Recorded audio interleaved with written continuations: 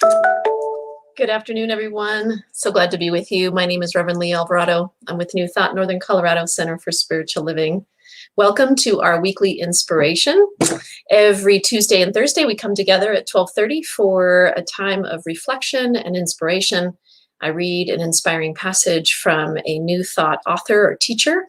We take some time to reflect on it, answer some questions, and I send you off for the rest of the day with an affirmation and a brief prayer. Today's topic is a moment of trust, and it's from the book of Awakening by Mark Nepo. He says this: the need to step into what we fear, and in so doing, disperse its hold on us, is powerfully brought to life by a moment in the film Indiana Jones and the Last Crusade. After searching everywhere within reason and memory for the Holy Grail, Jones stands on an enormous precipice, a deep chasm before him, the Grail waiting on the other side. His father, wounded and depending on the Grail to heal, cries out possible interpretations of the clues Jones has been given to reach the Grail. After what seems a lifetime of inner debate and escalating fear, he dares, against everything he knows, to step into the void above the chasm.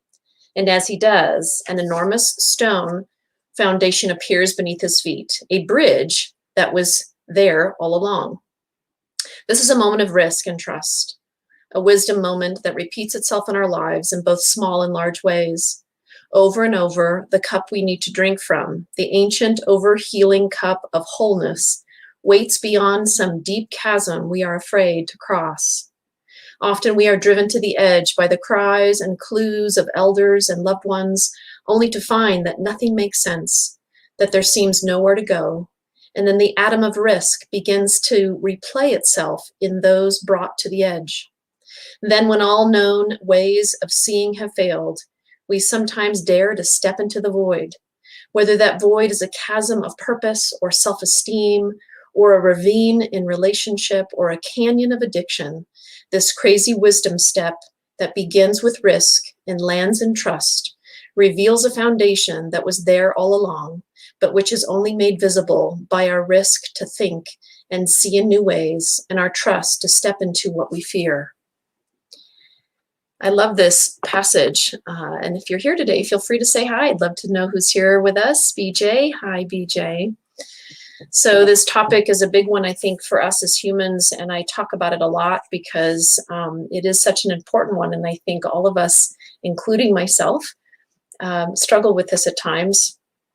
This idea of taking a risk and stepping into risk and then trusting that we're going to land somewhere, that Spirit has us, that God has us, whatever name you want to call it, that it is there opening its arms ready to receive us as we step into that chasm, into that ravine.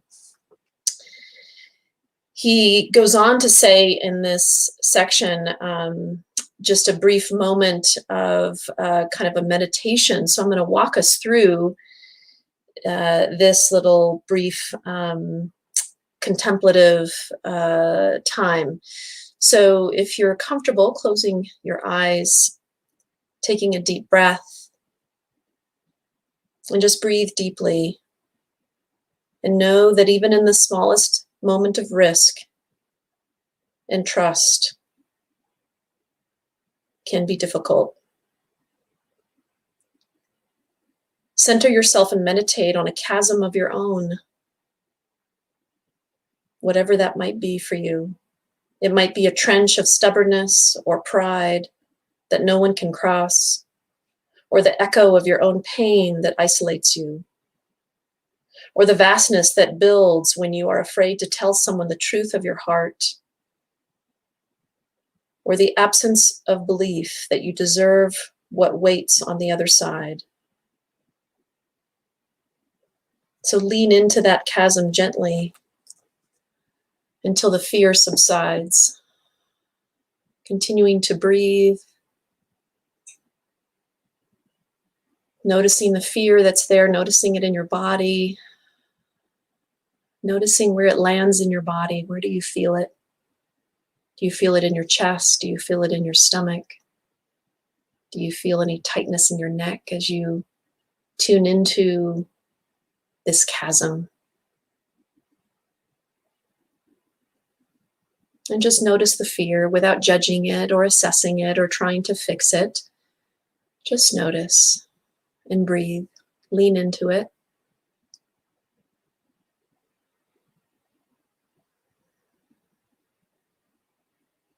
And as you breathe out,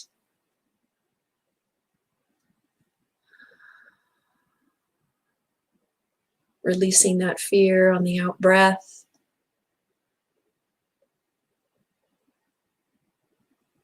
And offer through your breath compassion, compassion for yourself and all others in our very human struggle to step with risk and land with trust. Breathing into that compassionate place, loving yourself through this time, through this journey of stepping with risk and landing with trust.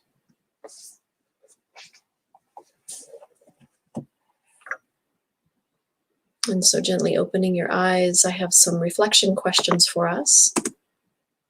Putting those in the chat. So let's look at these together. The first one, what is the hardest thing for me when it comes to trust? So just thinking about that, reflecting on that, as you think about your life and all that you've experienced.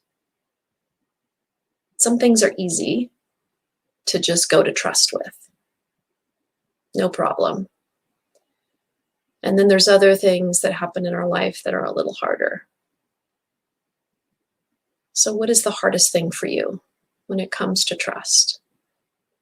Relationships, community, engaging with the community, religious practices, connection with the divine. What are the moments that are the hardest? Trusting that you're going to land somewhere. And this idea of taking risks is a real one for all of us. Whether we're saying yes to a new opportunity, it could be a job, it could be any opportunity that has presented itself to us.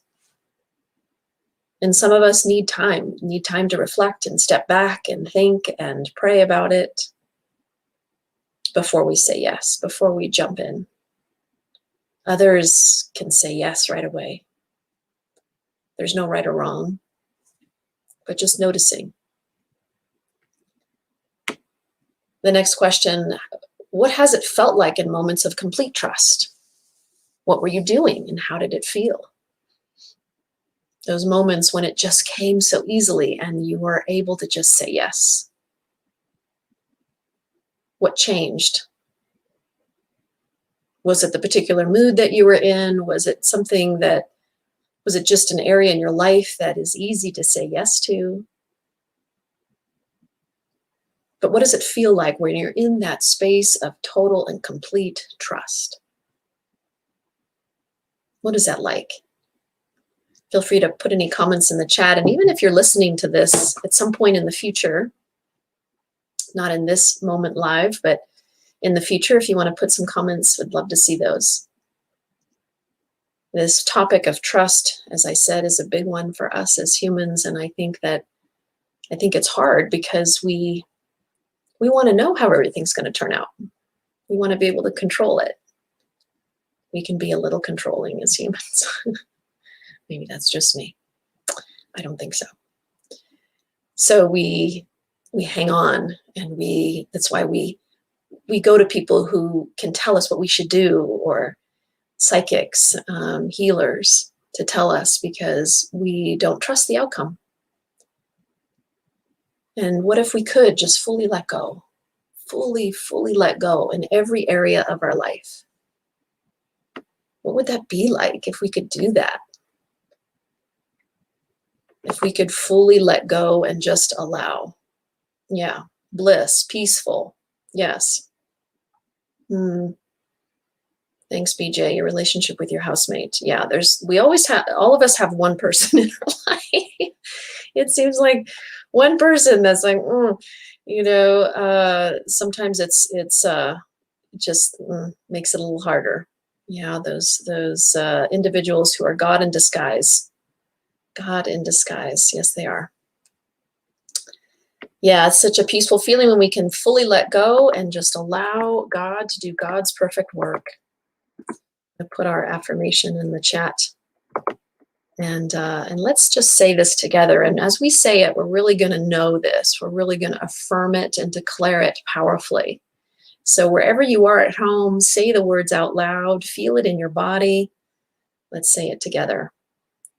Today, I land with trust, knowing God has my back and that I'm always supported and guided. As I let go and let God, I release fear and step into knowing that all is well. Because truly, all is well. It really is. No matter what we're experiencing or going through, all is well. All is well. Even if you just repeated that to yourselves, all is well. Taking a deep breath. So let's just close out today with a brief prayer, sending you off with that energy dropping into your heart. And so I know right here, right now, that the energy of the divine is surrounding each one of us.